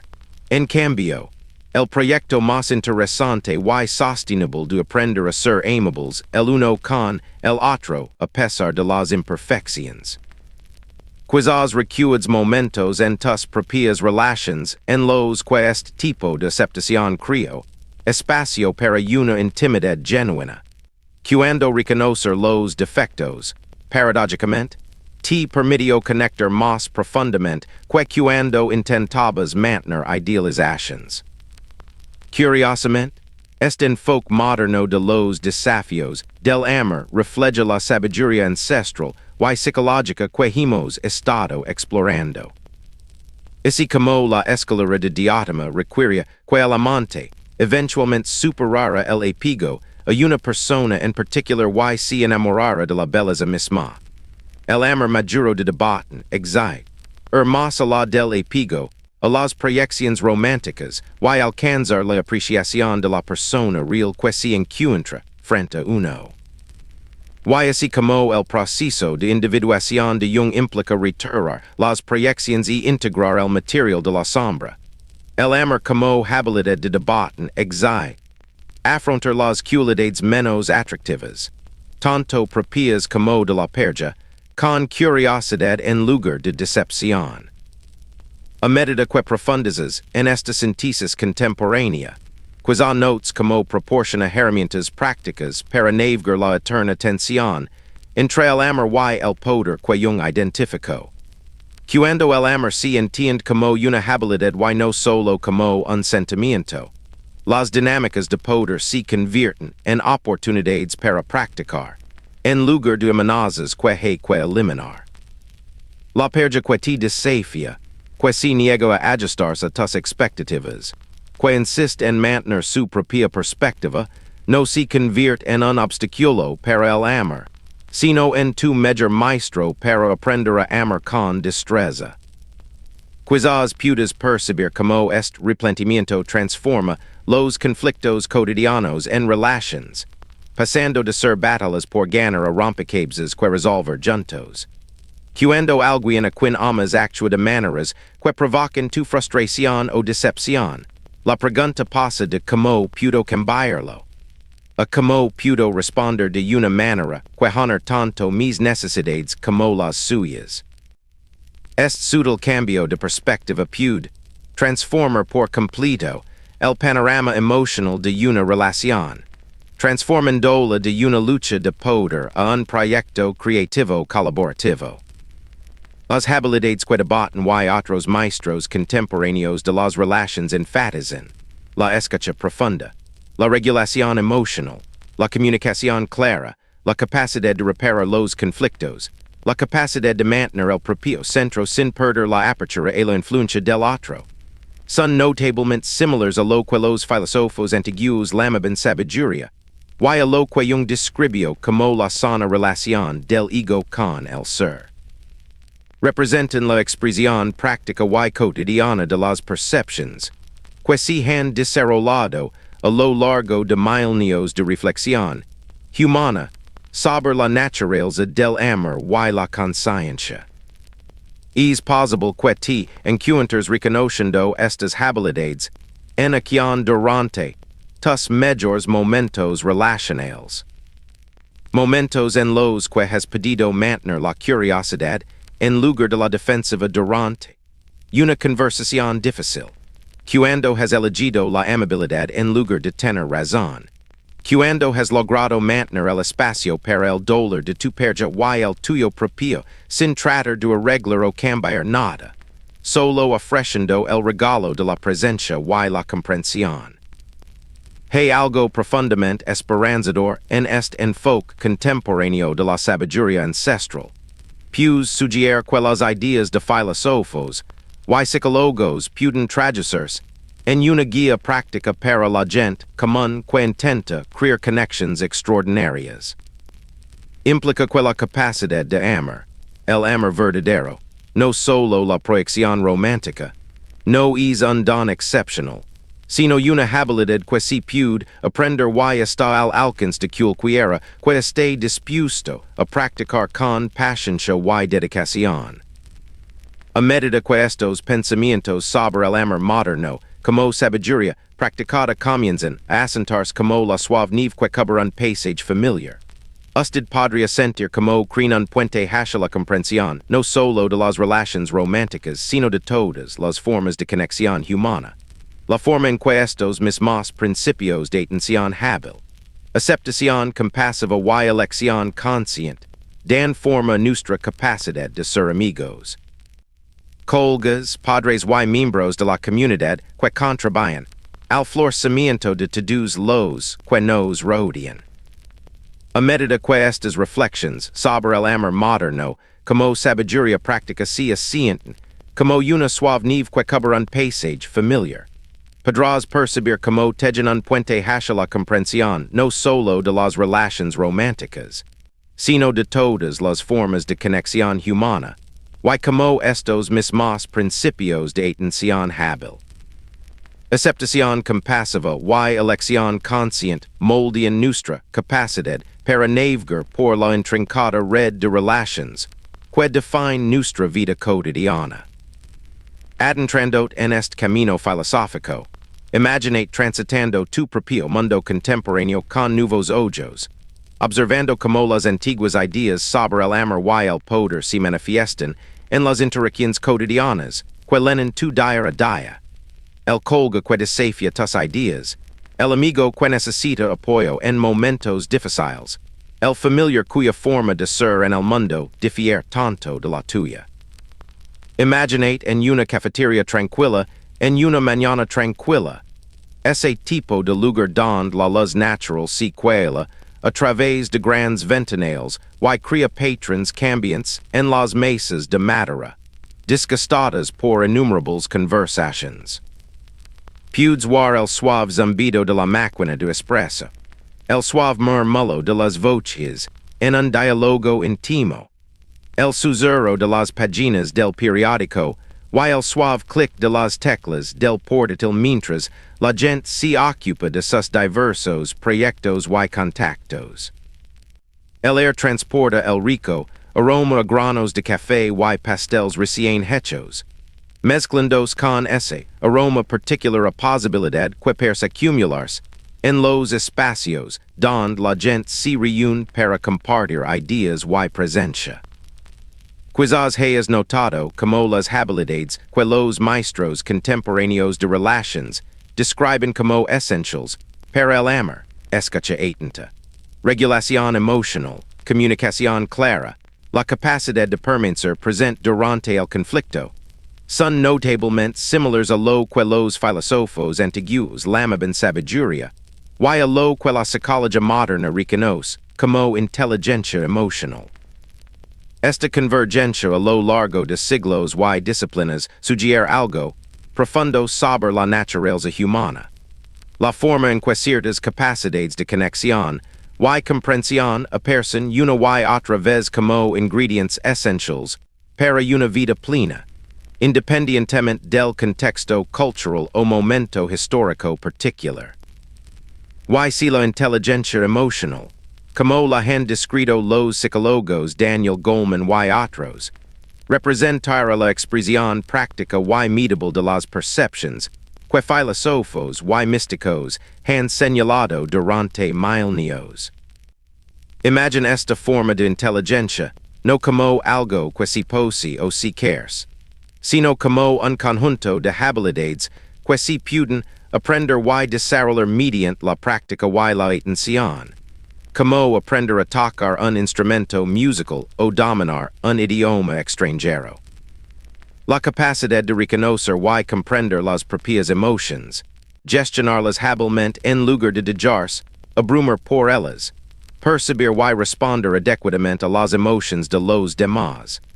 Estas capacidades transforman cada interacción de una posible fuente de estrés a una oportunidad para la conexión y el entendimiento mutuo. Imaginate practicando una de estas habilidades en un momento difícil de tu día a día, tal vez cuando alguien te cierra el paso en el tráfico, cuando un amigo cancela planes a última hora o cuando recibes comentarios en el trabajo que al principio te ponen a la defensiva. Quizás imagines la pausa que si es posible cuando has desarrollado la capacidad de percibir tu reacción emocional inicial sin actuar de inmediato, el espacio que se abre entre el estímulo y la respuesta donde puede entrar la sabiduría. En esa pausa, podrías encontrar planteando preguntas diferentes, no como puedo demostrar que tengo razón, sino que está pasando realmente. O como puedo responder de una manera que honor tanto mis necesidades como las de ellos. Al profundizar en la reflexión sobre estas aplicaciones cotidianas de la sabiduría ancestral, quizá notes como la inteligencia emocional serve de puente entre las perspectivas individuales que hemos estado explorando y las dimensiones sociales más amplias del desarrollo humano. Cuando yo hablo del conflicto entre el amor y la voluntad de poder, describe algo que se manifiesta no solo en las relaciones íntimas, sino en todo contexto donde personas con diferentes necesidades y perspectivas deben encontrar maneras de coexistir y colaborar. Al profundizar en este tema, se descubre el fascinante territorio de lo que los investigadores llaman inteligencia social, la capacidad de desenvolverse en dinámicas grupales complejas, comprender las reglas tácitas y las corrientes emocionales que moldean el comportamiento colectivo, y contribuir a entornos donde todos pueden rendir al máximo y sentirse valorados por sus aportaciones únicas.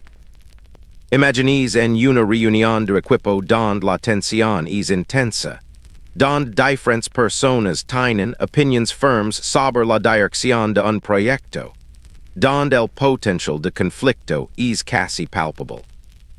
La inteligencia social en esos momentos implica la capacidad de percibir lo que ocurre bajo la superficie de la conversación, de reconocer cuando la aparente oposición de alguien podría estar enmascarando una preocupación que no se ha abordado adecuadamente, de encontrar maneras de respetar las diferentes perspectivas mientras se avanza hacia solutions que benefician al bien común. Quizás hayas vivido momentos en los que tú, o alguien más logró, transformar una dinámica de grupo potencialmente destructiva mediante la aplicación hábil de estas capacidades. Apreciando genuinamente las preocupaciones de alguien antes de expresar desacuerdos, haciendo preguntas que ayudarán a descubrir puntos en común que antes no eran visibles, o simplemente creando un espacio para que las emociones difíciles se expresen y reconozcan en lugar de ignorarlas o ignorarlas. Estos son momentos en los que el amor, en su sentido más amplio como compromiso con la conexión y el desarrollo mutuo, encuentra expresión práctica en el mundo laboral y la participación comunitaria. Curiosamente, esta expansión del dominio del amor más allá de las relaciones románticas evoca los niveles más altos de la escalera de diatima, donde el amor por una persona hermosa eventualmente se transforma en amor por la belleza misma, apreciación por el bien donde quiera que aparezca. En términos contemporáneos, esto podría manifestarse como el tipo de liderazgo que inspira a otros no mediante la fuerza ni la manipulación, sino mediante una preocupación genuina por su desarrollo y bienestar, o el tipo de ciudadanía que considera el impacto de las decisiones personales en la comunidad en general, o el tipo de amistad que celebra los éxitos de los demás en lugar de sentirse amenazada por ellos. Quizás reconozcas estas cualidades en personas que parecen tener una presencia particular.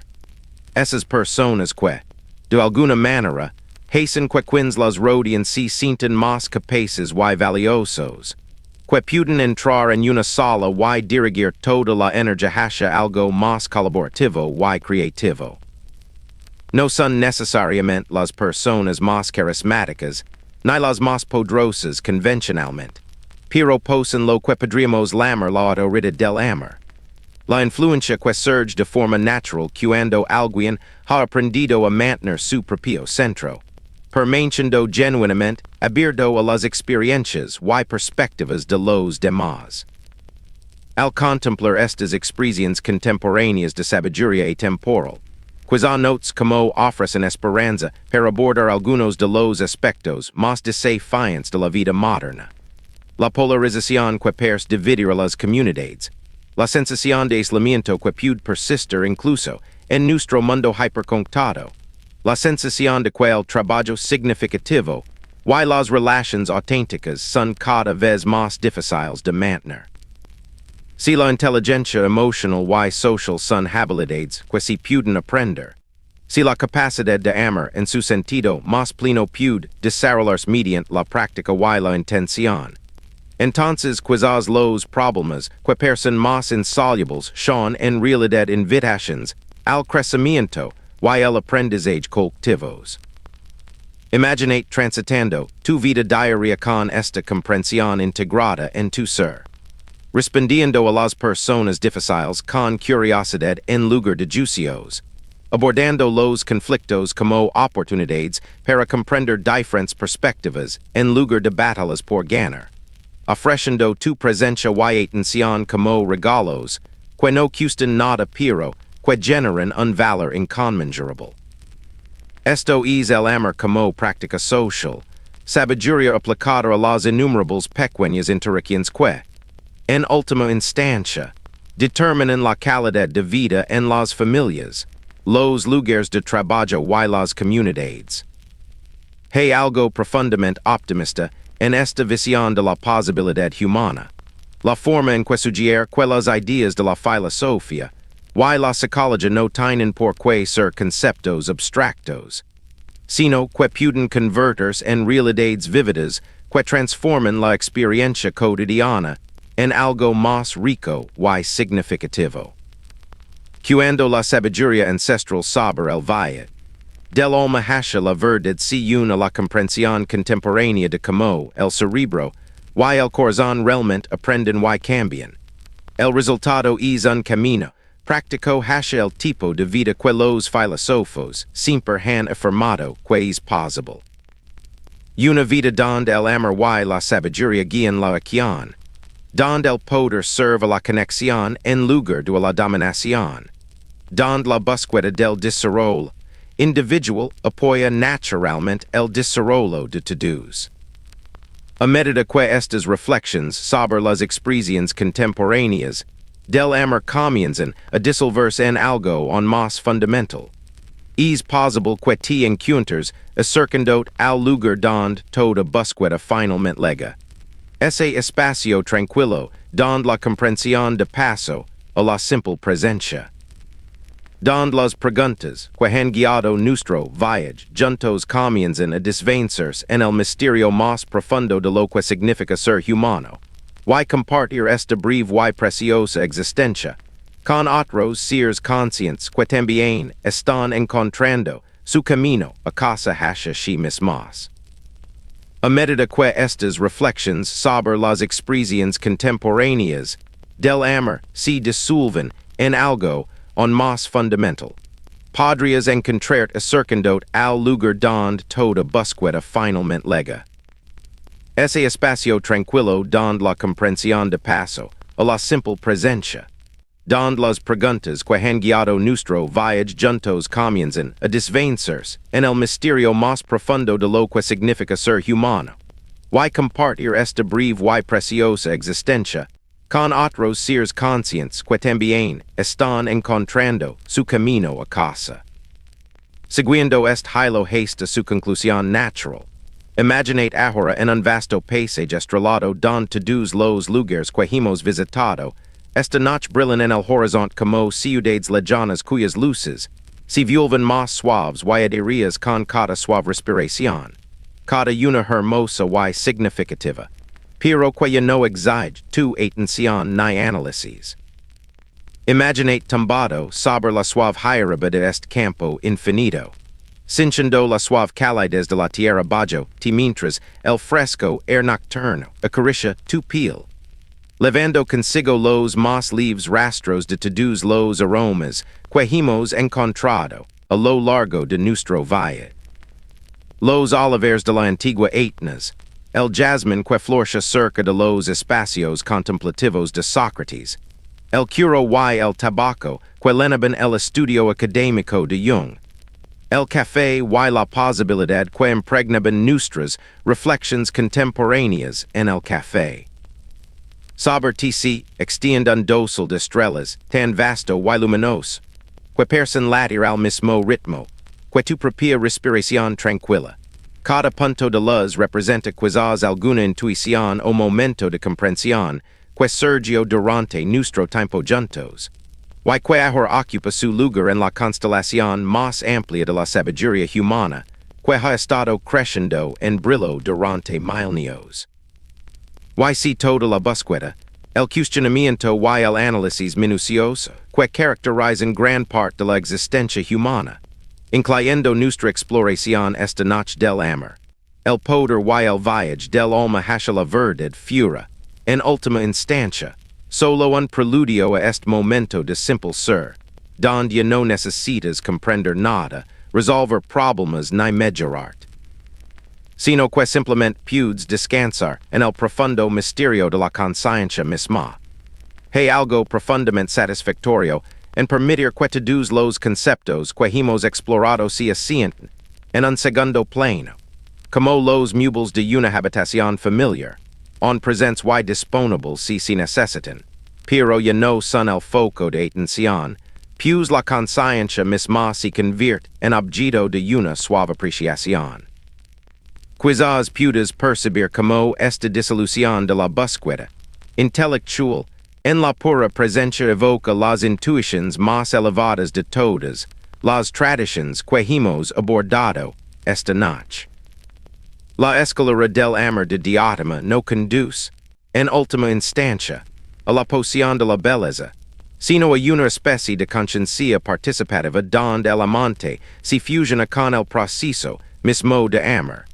Dond la distinción entre buscador y buscado comienza a difuminarse como los bordes de los objetos en la penumbra. El alma armoniosa de Platón encuentra su paz más profunda no en el logro del orden perfecto, sino en el reconocimiento de que la armonía es el estado natural cuando cesa todo esfuerzo, cuando las partes de la psique dejan de competir, y simplemente descansan en su unidad esencial.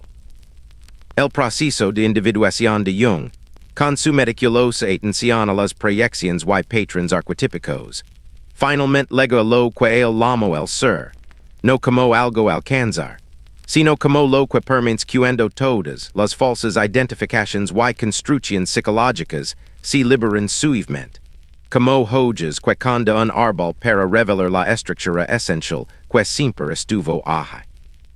Incluso las ideas modernas sobre la inteligencia emocional y el amor como una habilidad que se puede aprender apuntan a esta misma comprensión. Que la habilidad más elevada a menudo se asemeja a una naturalidad sin esfuerzo. El tipo de presencia que surge cuando dejas de esforzarte tanto por estar presente y simplemente te permites asentarte en lo que ya eres. A medida que profundizas en este reconocimiento, podrías notar como el mismo proceso de conciliar el sueño refleja este viaje filosófico de la complejidad a la simplicidad, del esfuerzo a la facilidad, del conocimiento a la ignorancia. La mente, que ha estado tan activa durante el día, restringiendo pensamientos, resolviendo problemas y manteniendo la intrincada narrativa de la individualidad, gradualmente comienza a relajar su dominio sobre todas estas construcciones mentales, permitiendo suavizarse y difuminarse como acuerlas bajo la lluvia esta que solo permite la conciencia más esencial, pacífica, serena y misteriosamente vasta de contenido. Pero de alguna manera llena de infinitas posibilidades. Existe una hermosa paradoja en como el sueño, que podríamos considerar la ausencia de conciencia, en realidad revela la conciencia en su forma más pura y sin adornos. Cuando estás a punto de quedar dormido, en ese espacio liminal donde los pensamientos se convierten en sueños y estos se disuelven en algo aún más sutil, quizás vislumbres lo que los filósofos y místicos siempre han señalado.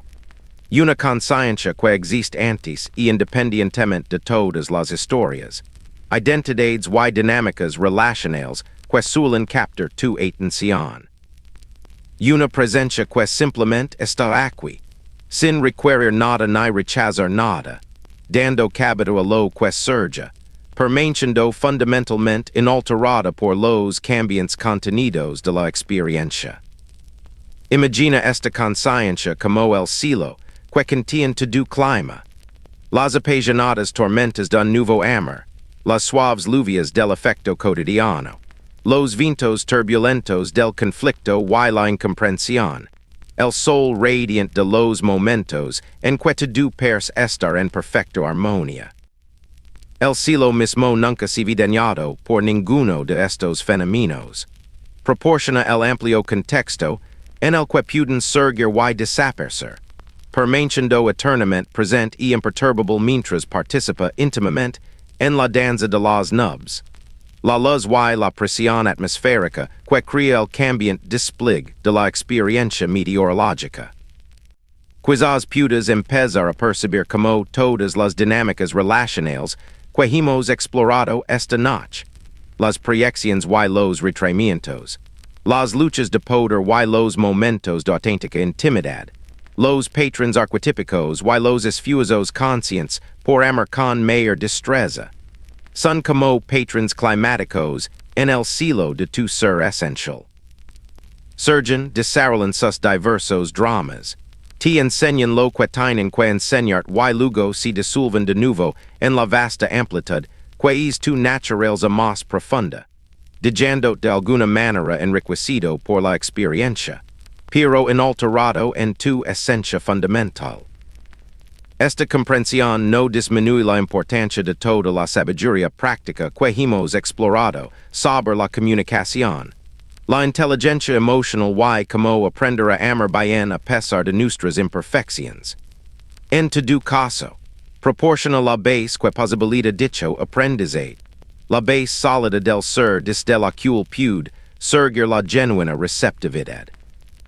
Cuando te reconoces como esta presencia consciente, que siempre está presente, siempre completa, las relaciones en tu vida se convierten en oportunidades para el juego creativo en lugar de intentos desesperados de completar a través del amor o la aprobación de otra persona. A medida que te estableces on más profundamente en este reconocimiento, sintiendo que tu cuerpo se vuelve más pesado y más relajado con cada respiración mientras tu mente se vuelve correspondientemente más liviana y más espaciosa.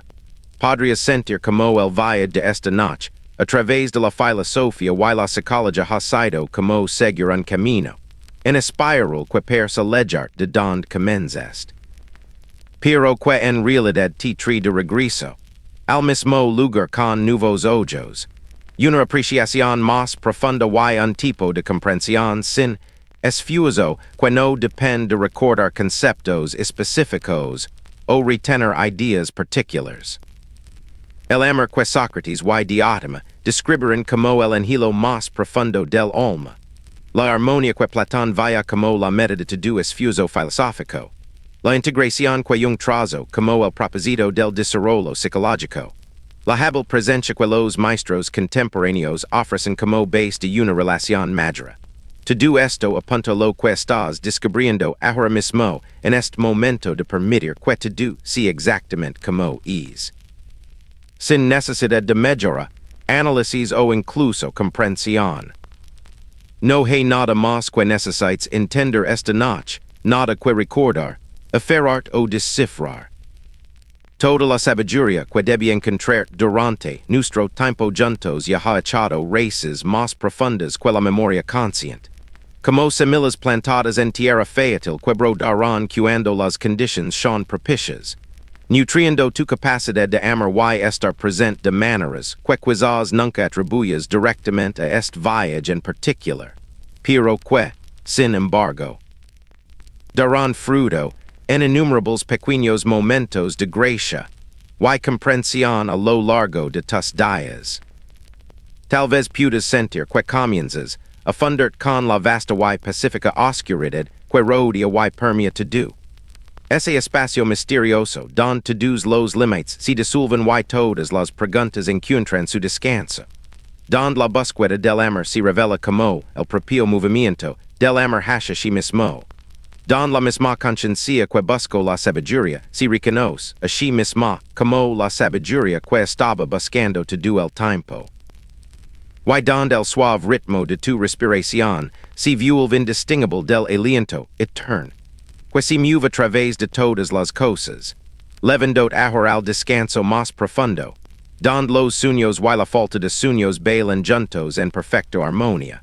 Y donde lo que queda de la exploración de esta noche continuará su paciente trabajo de transformación en las tranquilas profundidades del sueño.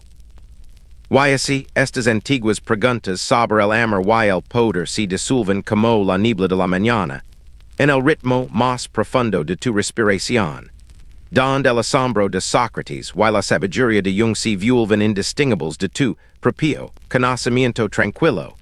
Y no son pensamientos separados sino parte del vasto silencio donde toda búsqueda descansa. Tal vez nunca hubo nada que entender, solo esta suave liberación en lo que ya eres. Este espacio entre latidos donde la filosofía se convierte en sueño y el sueño se convierte en la eterna danza de la conciencia explorandos a sí misma a través de cada conexión, cada anhelo, cada momento de reconocimiento que se extiende hacia afuera como círculos en agua quieta, levando la escalera de Diótima a reinos más allá de la memoria. Donde el amor ya no es algo que haces, sino algo que eres, donde el poder se transforma en presencia, y la presencia se funda en la infinita ternura que contiene todas las formas de búsqueda y hallazgo, todas las preguntas y respuestas, todo despertar y dormir, Hasta que solo he esta suave corriente, flyendo a través de la conciencia misma. Levendot más profundamente al lugar donde la comprensión no necesita palabras. Solo esta suave respiración, hasha lo que siempre fue y siempre será.